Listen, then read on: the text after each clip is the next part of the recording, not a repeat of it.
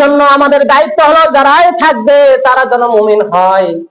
এই মুমিনদেরকে আমাদেরকে দায়িত্বশীলে বসাতে হবে।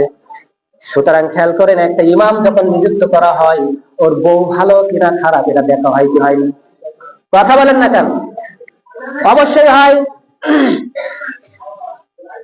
একটা ইমাম যখন রাখবেন তার কিরাত ভালো হয় কিনা হয়। একটা ইমাম যখন নিযুক্ত করবেন তখন সে আলেম কিনা এরাও দেখা হয়। একটা ইমাম যখন রাখা হয় তখন তার একেবারে পা থেকে মাথা পর্যন্ত সবগুলো একেবারে কম্পিউটার করে দেখানো হয়। কিন্তু আল্লাহর বান্দা এখানে বলতেছে, রব্বুল আলামিন বলছে আল্লাযিনা মাক্কান্নাহুম ফিল আরদি, যারা জমিনে ক্ষমতা, আরদুন মানে জমিন, যারা জমিনে ক্ষমতাধীন থাকবে তাদের ভিতরে এই গুণগুলো থাকবে।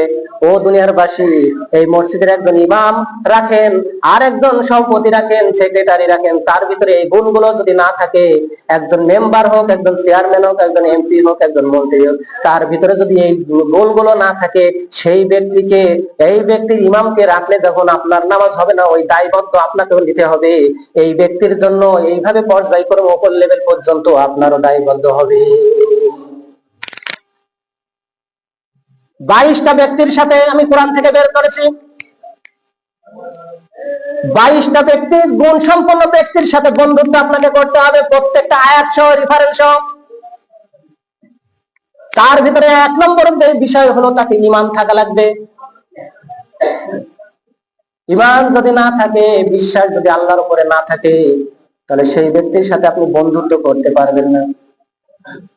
যদি বন্ধুত্ব করেন তাহলে সূরা মুমতাহিনার ভিতরে রয়েছে, সূরা মুমতাহিনার ভিতরে 1 থেকে 8 নম্বর আয়াতের পর্যন্ত এর ভিতরে রয়েছে, যারা আল্লাহর আইনকে, আল্লাহর বান্দাদেরকে যারা নির্যাতন, নিষ্কাশন, জুলুম, নির্যাতন করে, যারা আল্লাহর আইনকে মুছে দিতে যায়, আল্লাহর বিধানকে যারা মুছে দিতে চায়, এদেরকে যদি বন্ধু হিসেবে গ্রহণ করো তাহলে অবশ্যই অবশ্যই তোমরা জালেমের অন্তর্ভুক্ত হয়ে যাবে। সূরা মুমতাহিনা।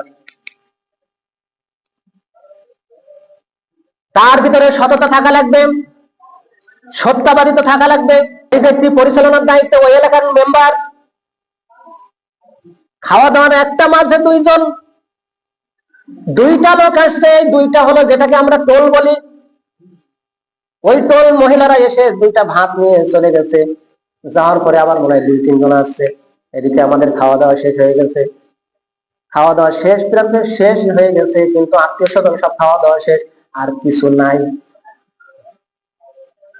মেম্বার সাহেব বলতেছে, তোরা এখানে যে কজন আসিস সব বয় আমাদের ডেক আরো আছে, আরো ডেক আছে, প্রয়োজন না থাকলে রেন নিয়ে দেবো, তার তোদের সমস্যা নাই, বসে থাক, ঝামেলা করিস না। অথচ ওদিকে ডেক খালি,